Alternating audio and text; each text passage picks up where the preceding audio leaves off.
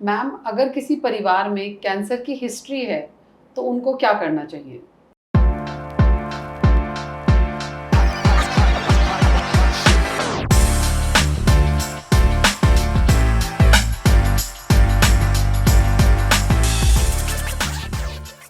Ma'am, अगर किसी परिवार में कैंसर की हिस्ट्री है तो उनको क्या करना चाहिए? ब्रेस्ट कैंसर की अगर हम बात करें तो जनरली 10-15% ब्रेस्ट कैंसर केसेस में हम ये देखते हैं कि फैमिली हिस्ट्री है कैंसर्स की। अब पहले ये समझना ज़रूरी है कि क्या फैमिली हिस्ट्री रेलेवेंट है।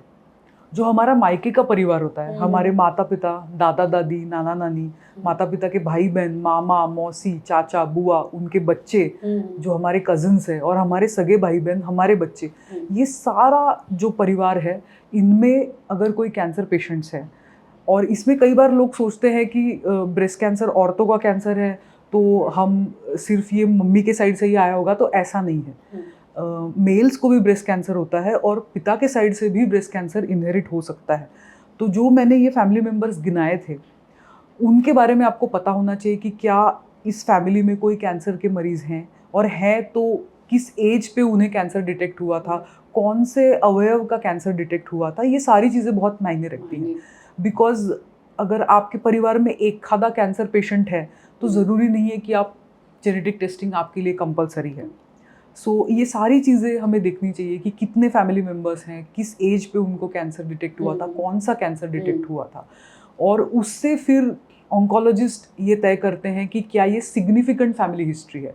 और अगर सिग्निफिकेंट फैमिली हिस्ट्री हो तो हम जेनेटिक काउंसलिंग कराते हैं, जेनेटिक टेस्टिंग कराते हैं, और फिर वो टेस्ट में क्या रिजल्ट आता है उसके ऊपर हम उस रिस्क को मैनेज करते हैं।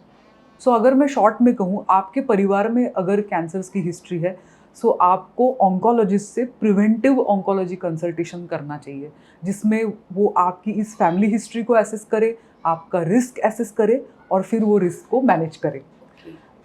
रिमेंबर कि फैमिली हिस्ट्री आपकी तकदीर नहीं है, तकदीरें बदली भी जा सकती है। हम साइंस अब इतनी तरक्की कर चुका है कि हम अपनी तकदीर बदल सकते हैं। एक और बात हमें याद रखनी चाहिए कि कैंसर की अगर हिस्ट्री नहीं भी है तो भी हमें कैंसर हो सकता है। सो कैंसर के रिस्क फैक्टर्स के बारे में अवेयर रहना, कैंसर प्रिवेंशन पे काम करना, कैंसर स्क्रीनिंग कराना अपनी एज और रिस्क के हिसाब से, ये चीज़ ऑप्शनल नहीं है। चाहे आपकी फैमिली हिस्ट्री हो या ना हो, हर एक को, हर औरत को ब्रेस्ट कैंसर के बारे में सजग रहना बहुत ज़रूरी है। सो मैम, आपने जो कहा उससे मैंने ये समझा कि अगर आपकी फैमिली में कैंसर की हिस्ट्री है तो हम ऑन्कोलॉजिस्ट से मिलकर उसको असेस कर सकते हैं और वो जो कैंसर का रिस्क है उसको मैनेज कर सकते हैं। बिल्कुल। और ब्रेस्ट कैंसर अवेयरनेस ऑप्शनल नहीं है।